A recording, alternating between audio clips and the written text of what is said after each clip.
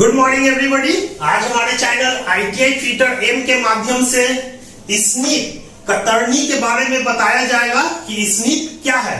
तो ये जो चित्र देख रहे हैं इसी को हम स्नीप बोलते हैं। कतरनी मतलब स्नीप को दस्ती सियर मतलब हैंड सियर भी कहते हैं। इससे पतली मोलायम धातु के चादर मतलब सीट मेटल को काटने के लिए कैंची की तरह उपयोग किया जाता है। ये जो देख रहे हैं तो इसी को हम कतरनी मतलब स्नीप कहते हैं। और कतरनी को दस्ती सियर मतलब हैंड सियर भी कहते हैं। और इससे पतली मोलायम धातु के चादर मतलब सीट मेटल को काटने के लिए कैंची की तरह प्रयोग करते हैं। तो ये देख रहे हैं एक पतली मुलायम धातु सीट मेटल है और इसके द्वारा हम इसे काटते हैं।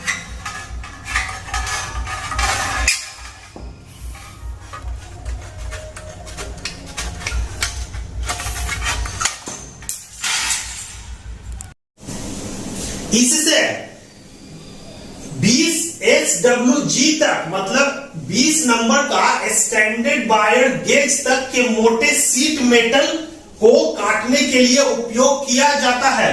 तो 20 नंबर का स्टैंडर्ड वायर गेज का मान 0.914 mm होता है।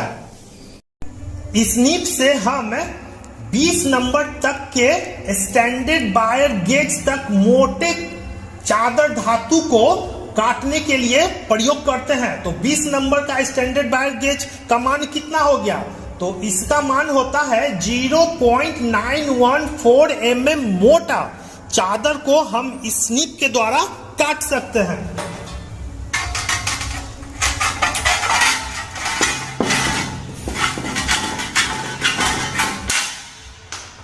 तो याद रखिएगा कि स्नीप के द्वारा हम 20 नंबर तक के स्टैंडर्ड वायर गेज इतना मोटे चादर धातु को काट सकते हैं। मतलब कि 0.914 mm मोटा चादर को हम इसके द्वारा काटते हैं। टाइप्स प्रकार स्नीप दो प्रकार के होते हैं। पहला सीधी कतरनी स्ट्रेट स्नीप और दूसरा बैंड स्नीप मूड़ी कतरनी। स्नीप दो तरह के होते हैं। एक होता है सीधी कतरनी स्ट्रेट स्नीप और दूसरा होता है मूड़ी कतरनी बैंड स्नीप। तो ये जो देख रहे हैं इसे हम स्ट्रेट स्नीप बोलते हैं। ये देखिए ये एकदम सीधा है तो ये हो गया स्ट्रेट स्नीप। और ये जो देख रहे हैं इसे हम बैंड स्नीप बोलते हैं मूड़ी कतरनी। तो ये देखिए ये क्या है यहाँ पे, यहाँ गौर से देखिएगा तो ये मुड़ा हुआ है। ठीक है, तो यह हो गया मूड़ी कतरनी और ये है सीधा, तो इसे बोलते हैं स्ट्रेट स्नीप। पहला सीधी कतरनी के उपयोग। तो सीधी कतरनी चादर धातु मतलब सीट मेटल को सीधी रेखा के साथ घुमावदार रेखा के बाहरी साइड को काटने के लिए उपयोग किया जाता है। इसे हम स्ट्रेट स्नीप बोलते हैं। और स्ट्रेट स्नीप मतलब सीधी कतरनी को चादर धातु को, तो ये जो देख रहे हैं चादर धातु है तो चादर धातु के सीधी रेखा, तो यहां पर हम देख रहे हैं यह एक सीधी रेखा है। सीधी रेखा के साथ ये जो घुमावदार रेखा देख रहे हैं घुमावदार रेखा के बाहरी साइड को काटने के लिए स्नीप का प्रयोग किया जाता है, स्ट्रेट स्नीप का। तो यहां देख रहे हैं ये हो गया सीधी रेखा। तो सीधी रेखा को हम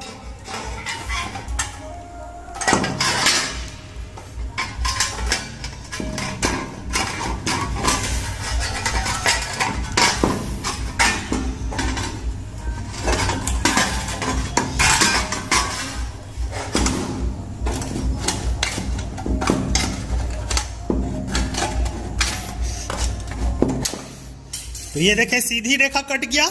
और ये जो देख रहे हैं घुमावदार रेखा, तो इसे काटने के लिए भी स्टेट स्निप का प्रयोग करते हैं।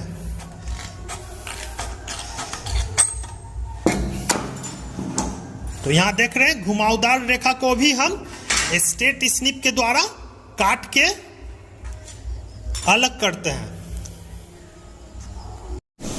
सीधी कतरनी के भाग पार्ट्स ऑफ स्टेट स्निप। तो यहां हम देख रहे हैं यह एक स्टेट स्निप का चित्र है और इसके कौन कौन से पार्ट्स होते हैं।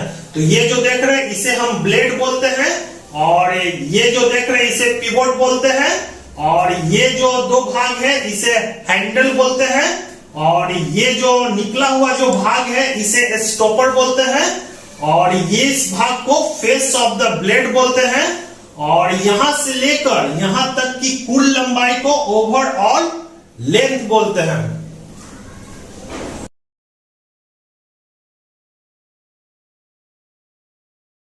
स्टेट स्निप के पार्ट्स कौन कौन से हैं। तो ये जो देख रहे हैं इसे हम ब्लेड बोलते हैं, या ब्लेड हो गया, और ये जो भाग है इसे हम फेस ऑफ ब्लेड बोलते हैं। तो ये देखिए ये फेस ऑफ ब्लेड है।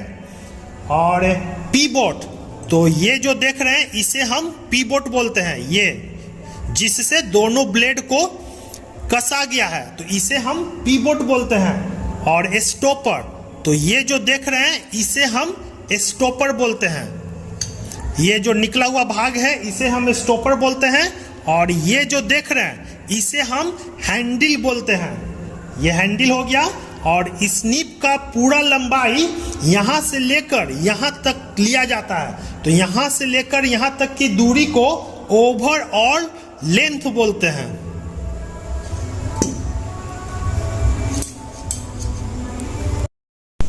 सीट मेटल को काटते समय ब्लेडों को सीट के विरुद्ध दबाया जाता है, जिसके कारण चित्र में दर्शाए गए अनुसार दोनों साइडों से तनाव कर्तन होता है तथा कर्तन क्रिया होता है। तो यहां हम चित्र देख रहे हैं, यह स्निप का ब्लेड है और यह सीट मेटल है। जब दोनों ब्लेडों के बीच में सीट मेटल को रखकर जब उसे दबाया जाता है तो यहां पे ये जो देख रहे हैं यहां पे शियरिंग टेंशन होता है, जिस कारण कटिंग क्रिया प्रारंभ होता है।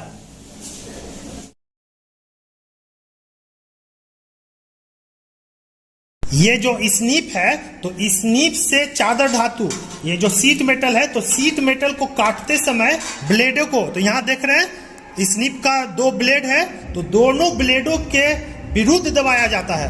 तो ये देखिए दोनों ब्लेडों के बीच में सीट मेटल को रखते हैं और फिर इसे दबाया जाता है, जिसके कारण दोनों साइडों पर तनाव कर्तन होता है। जिसके कारण क्या होता है, दबाने से तनाव कर्तन होता है तथा कर्तन क्रिया कटिंग एक्शन होता है। तो ये देखिए दोनों ब्लेडों के बीच जब हम इसे दबाते हैं देखिए क्या हो रहा, कटिंग एक्शन होता है।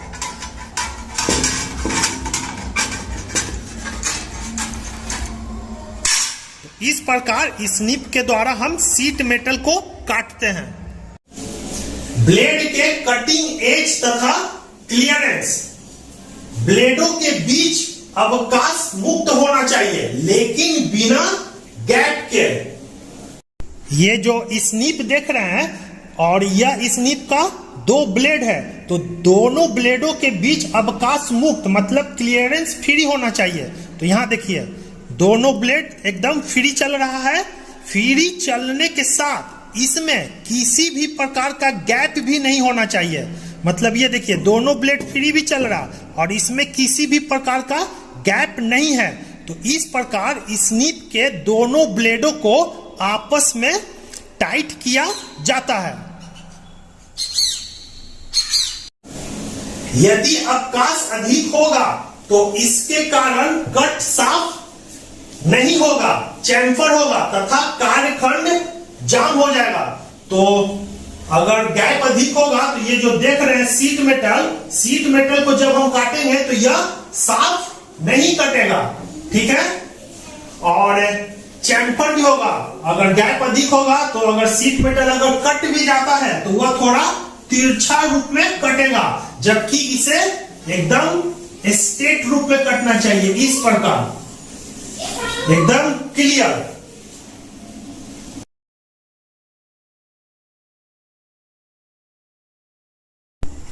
स्नीप के दोनों ब्लेडों के बीच अगर ये जो गैप है, गैप अधिक होगा, तो यहां हम देख रहे हैं कि अभी गैप कम है।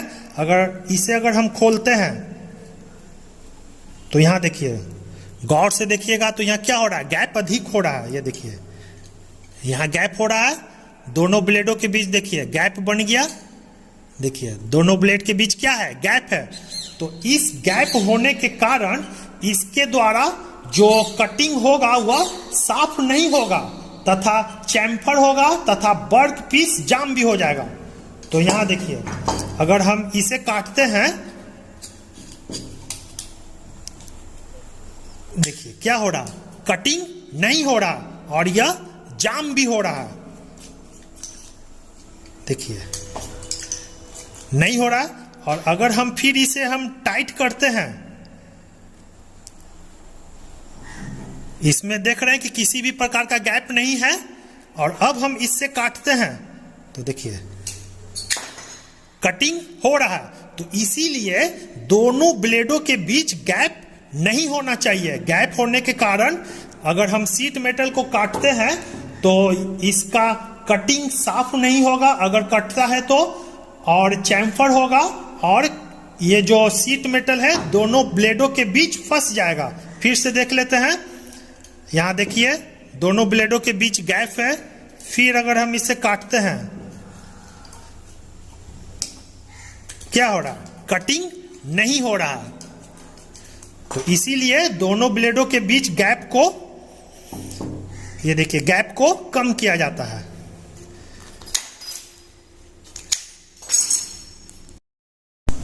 मूड़ी कतरनी, बैंड स्निप। तो ये जो चित्र देख रहे हैं यह एक मूड़ी कतरनी का चित्र है। मूड़ी कतरनी को आंतरिक घुमावदार रेखाओं को काटने तथा घुमावदार किनारों को छाटने के लिए उपयोग किया जाता है।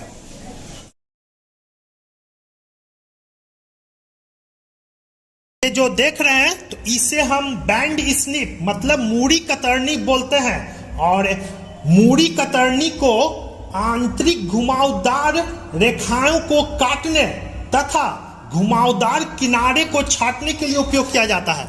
तो यहां हम देख रहे हैं यह हो गया आंतरिक घुमावदार रेखा। तो यहां देख रहे हैं आंतरिक घुमावदार रेखा है और ये बाहरी घुमावदार किनारे को काटने के लिए हम बैंड स्निप का प्रयोग करते हैं। तो इसके द्वारा पहले हम देख लेते हैं, अंदर वाले घुमावदार रेखा को काटते हैं।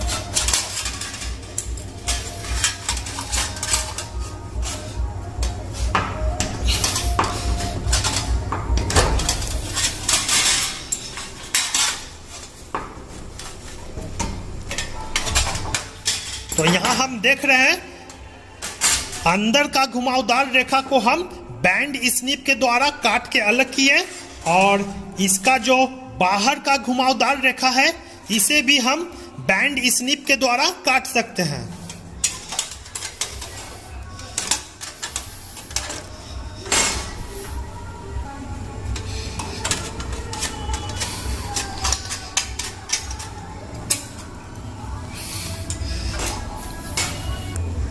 तो इस तरह हम बैंड स्निप के द्वारा आंतरिक घुमावदार रेखा और बाहरी घुमावदार रेखा को काट सकते हैं।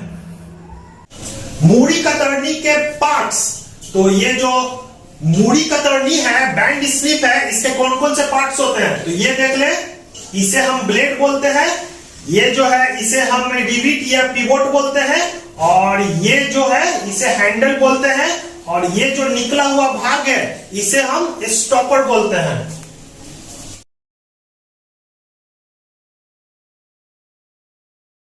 ये जो देख रहे हैं इसे हम बैंड स्निप बोलते हैं, मूड़ी कतरनी, क्योंकि इसका ये देखिए ये जो ब्लेड है हल्का सा मुड़ा हुआ रहता है, और इसके कौन कौन से पार्ट्स होते हैं यह बताया जा रहा है। तो ये जो देख रहे हैं इसे ब्लेड बोलते हैं, और ये जो है इसे हैंडल बोलते हैं, और ये जो निकला हुआ भाग है इसे स्टॉपर बोलते हैं। ये जो भाग है इसे स्टॉपर बोलते हैं, और ये जो देख रहे हैं इसे रिविट या पिवोट बोलते हैं। मूड़ी कतरनी के ब्लेड वृत्ताकार होते हैं।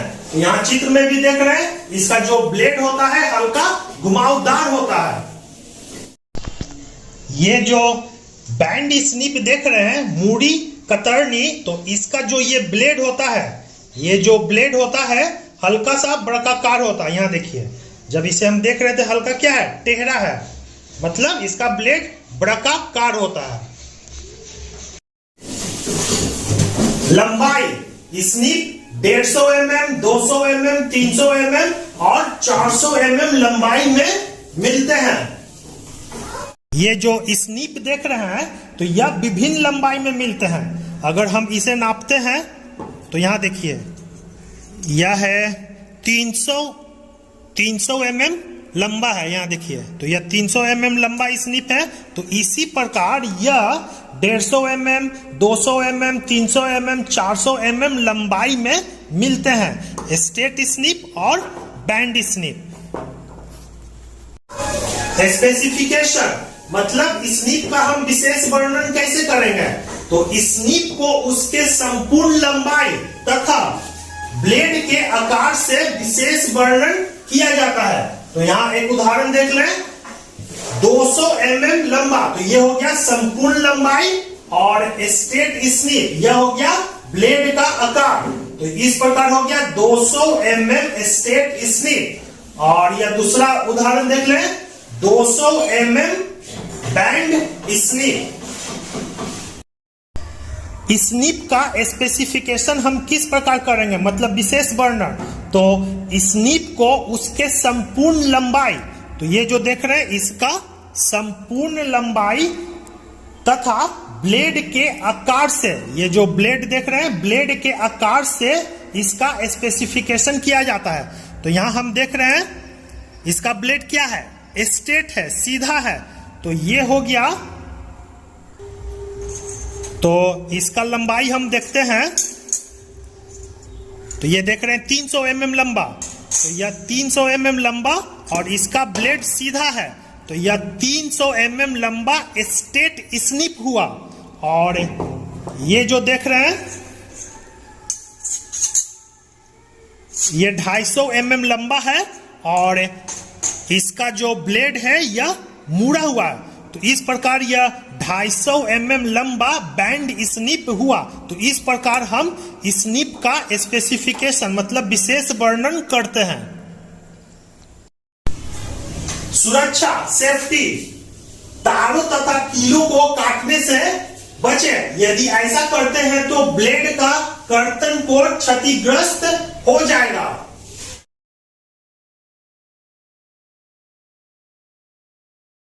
ये जो स्निप है, तो स्निप के द्वारा तारों, ये जो देख रहे हैं लोहा का ये तार है, और कील, ये जो देख रहे हैं कील है, तो तार और कील को काटने से बचे, मतलब स्निप के द्वारा ना लोहा का तार को काटे और न ही कील को काटे। अगर हम इसके द्वारा इसे काटते हैं तो इसका जो ब्लेड का कटिंग कोर है, ठीक है, ब्लेड का जो कर्तन कोर है वह खराब हो जाएगा।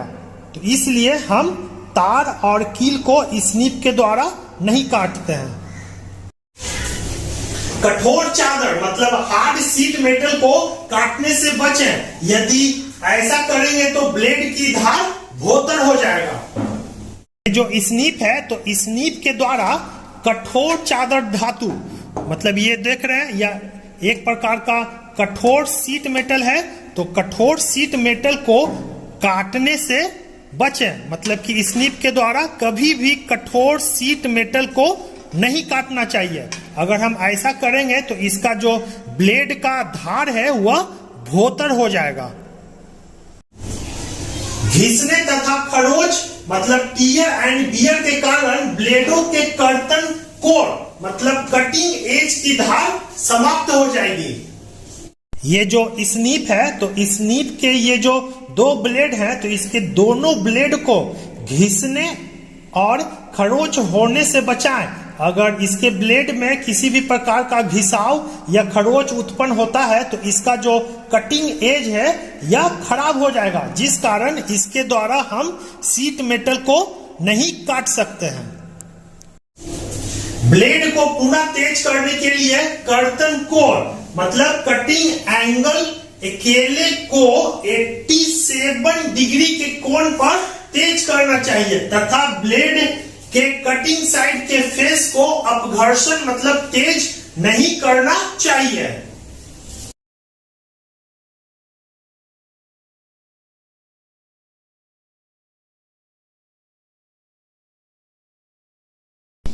ये जो स्नीप है तो स्नीप के जो ब्लेड को पूरा तेज करने के लिए इसके कटिंग एंगल अकेले को, ये जो देख रहे हैं कटिंग एंगल, तो इसके कटिंग एंगल को 87 डिग्री के कोण पर तेज करना चाहिए तथा ब्लेड के कटिंग साइड के फेस को, तो ये जो देख रहे हैं यह ब्लेड का कटिंग साइड का फेस है, इसे तेज नहीं करना चाहिए। हमेशा इसके ये जो कटिंग एज है इसे तेज करना चाहिए। एक बार फिर से समझ ले, इसे फेस ऑफ द ब्लेड बोलते हैं, इसे फेस ऑफ द ब्लेड बोलते हैं और इसे कटिंग साइड का फेस ऑफ द ब्लेड बोलते हैं। तो जब भी इस स्निप में इसके कटिंग एज को तेज करें तो कटिंग साइड का फेस ऑफ द ब्लेड को तेज नहीं करना चाहिए। ये देखिए, ये जो कटिंग साइड का फेस ऑफ द ब्लेड है इसे तेज नहीं करना चाहिए, हमेशा इसे तेज करना चाहिए।